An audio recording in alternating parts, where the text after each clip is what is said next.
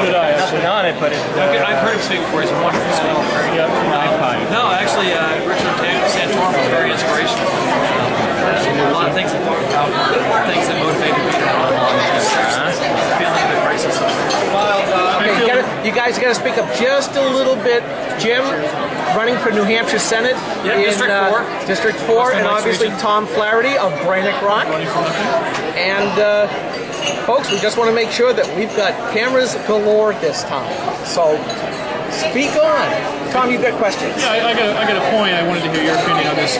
Do you think that 2 years ago, or even 3 years ago, that 285 conservatives would come to a dinner on a Friday night like this for a 10th anniversary of a Cornerstone?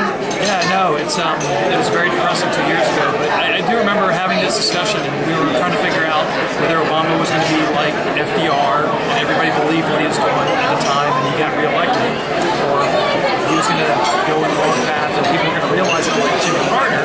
We wound up with Reagan, so I was actually very hopeful that he'd do what he's been doing, people would realize it, and we'd see it turn around in conservative values. I'm happy we're ahead of it. Right. They talked about the frog, boiling the frog in the pot very slowly, and the heat definitely got turned up in 2008, thankfully. I really think it's a blessing in disguise. Yeah, I mean, we were going the wrong path, you know, before Obama towards bigger government, and this has just really made it obvious to me. How are things going for you in the campaign? We're coming close. Do you have any events coming up? Are you going to be anywhere in particular? Yeah, we're going to be door knocking this weekend, both Saturday and Sunday. Starting at 10 o'clock out of the Laconia office, and then Sunday afternoon. And we'll be going to Tilton Veterans Home next week. I think it's Wednesday. We also have a candidates forum coming up. Where's that? Next week. Yeah, next week, the 20th in Barnstead at J.J. Goodwin's.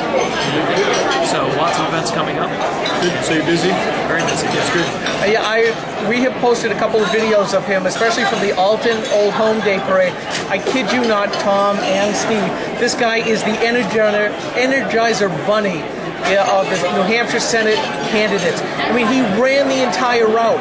I know I'm in bad shape, but I was huffing and puffing just walking, and my feet hurt. And I don't think I saw him walk once. He hit every single side of the street, and I don't think there were more than 1% of all the hands that he would have missed. He tried to hit every single person. He is a hard worker. How many doors have you knocked on now? Well, we did 2,000 prior to the primary. I've done a few hundred since then. Yeah, actually, I bumped into somebody that had been to the Guilford Old Home Day and said they voted for me because at the parade I was going around meeting everybody, making speeches, talking to people, whereas most people just walk in the crowd and wave. Yeah, it's a great opportunity to shake hands. That's what New Hampshire is all about. Yeah, you got to meet one-on-one. Absolutely. We got to talk to people directly.